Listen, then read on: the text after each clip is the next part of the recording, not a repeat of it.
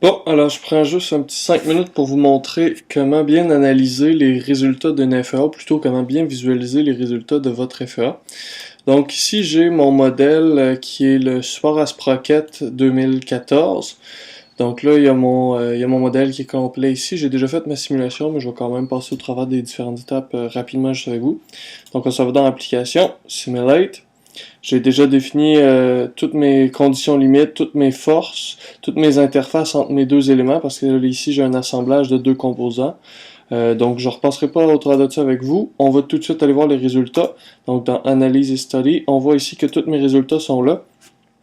Petit détail, quand vous faites des analyses par éléments finis, assurez-vous de les faire sur votre ordi et non pas sur le serveur. Donc vous pouvez vérifier où où est-ce que Creo va aller enregistrer les datas, les fichiers temporaires, tout ça, en cliquant sur Settings ici. Et puis là, vous voyez ici, J, c'est le disque SSD de l'ordinateur du dyno. Donc je me suis assuré de mettre toutes les output files, les temporary files, sont quand même assez volumineuses dans Creo pendant qu'il fait son analyse. Donc il va écrire beaucoup de choses sur le disque dur, il va les lire ensuite.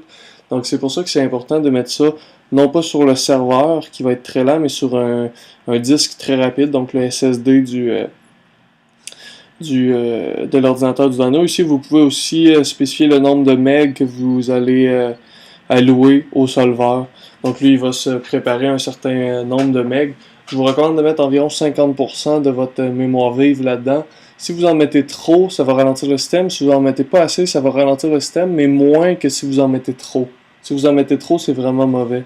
Parce que là, c'est Windows qui va faire du swapping, tandis que si vous en mettez pas assez, ben c'est Creo qui va faire son swapping, puis il y a des algorithmes optimisés pour ça. Là. Donc, en tout cas, c'est du technique. Là, si ça vous intéresse, j'avais mis un lien dans le post de fabrication et de conception, je pense. En tout cas, MCAD Central sur Internet, il y a beaucoup d'informations. Donc pour la visualisation, moi je vous conseille d'utiliser un User Defined Template. Donc j'en ai déjà défini. Si vous avez configuré votre Creo, vous devriez avoir accès au FSAE Static Linear ici. Sinon vous pouvez aller voir, moi je les ai placés en théorie dans les templates ici. Donc dans le fichier d'installation de votre Creo, vous allez dans Templates, et puis là, moi j'en ai créé deux sur l'ordinateur du Dyno, Static Linear puis Static Non-Linear. Donc nous on va prendre le linéaire, on y avait déjà accès ici. Donc on montre les résultats. Le gabarit par défaut Static Linear FSAE, la figure de gauche c'est le déplacement avec, si je ne me trompe pas, un facteur d'échelle de 25. Donc les déplacements sont 25 fois plus grands que ce qu'ils sont réellement. Celui de droite, c'est les von Mises stresses, comme vous pouvez voir en bas. Et puis ici, le facteur d'échelle est seulement de 1, donc c'est déformé à l'échelle réelle. Donc vous voyez les résultats. Ce gabarit-là, ou ce template d'affichage-là, a aussi une échelle qui est standardisée de 0 à 200 MPa, comme vous pouvez le voir ici. Donc les valeurs maximales sont quand même affichées, mais les couleurs vont être modulées de 0 à 200 MPa. De base, qui est quand même une échelle assez classique, là, peu importe ce que vous faisiez. On essaie de rarement dépasser le 200 MPa. Donc vous voyez les résultats ici. Il y a le déplacement ici. Donc ça, le déplacement c'est souvent un peu moins intéressant. On s'intéresse plus aux contraintes. Donc là, il y a plusieurs choses qu'on peut faire pour visualiser un peu plus finement les résultats. Là, on peut juste faire une inspection visuelle. Si vous voulez aller voir, par exemple, ici, sont de combien précisément, ou si vous voulez aller voir où est-ce que vous cliquez, vous allez aller dans Info, puis Dynamic Query qu'on appelle. Donc, c'est une interrogation dynamique. Et puis là, lui, il va le faire sur l'image qui est activée. Donc, vous voyez, le contour ici est vert. Ça veut dire qu'il va faire le Dynamic Query là-dessus. Si le contour avait été vert sur lui, le Dynamic Query aurait été là-dessus. Là, vous voyez, je mets ma souris ici, il ne m'affiche rien à droite. Et je mets ma souris ici, puis là, on voit les contraintes. Donc, on peut aller voir les contraintes. L'ordinateur lag un petit peu parce que je suis à distance. Mais vous pouvez voir précisément les contraintes dans des zones assez précises. Donc, cet outil-là est vraiment très utile pour ça. Une autre façon de visualiser les résultats, par exemple, vous voulez vérifier dans une coupe ou dans une tranche, vous voyez le système de coordonnées ici, X, Y, Z, par défaut de Creo. Vous pouvez créer des sections. Donc, on s'en va dans Insert, Cutting and Capping Surfaces. Et puis là, on va utiliser le World Coordinate System de base. Donc XY, moi ça me tente d'avoir Z, YZ ici. On va l'appliquer à 50%. Donc j'ai une vue en coupe ici avec mes contraintes.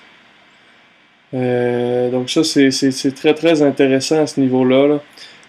Moi par exemple, si je veux XY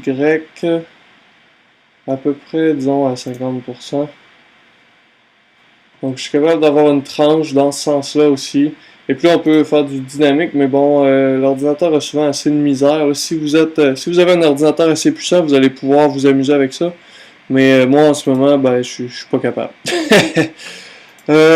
À part ça, vous pouvez aussi aller dans View puis Explode. Donc pour voir les deux pièces séparément. Ok. On va canceller et voilà. Donc il est en train de recalculer pour la vue explosée, je pense. Ah ben non, même pas. Il n'a pas fait de vue explosée. Explode.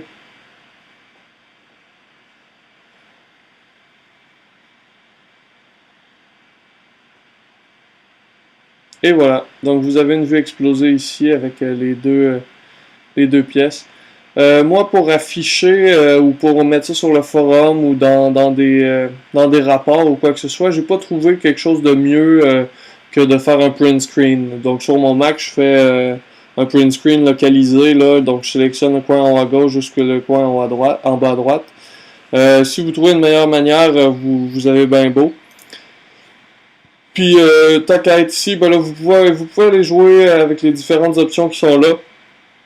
Donc il y a beaucoup. Vous pouvez ajouter une nouvelle fenêtre pour aller voir par exemple une autre analyse par élément fini ou etc. Si vous voulez redéfinir par exemple on va attendre un tout petit peu. Si vous voulez redéfinir l'échelle de la légende ici, vous allez dans format légende. Oups, j'ai pas fait la bonne chose. Format légende. Donc vous allez pouvoir redéfinir les niveaux de couleur. Et puis, bon là, je vous invite à tranquillement pas vite apprendre par vous-même. Legend value, peut-être ici, qu'on peut select the level from the legend. Bon. Eh bien, c'est cela. Donc, je vous retiens pas plus longtemps. Bonne journée.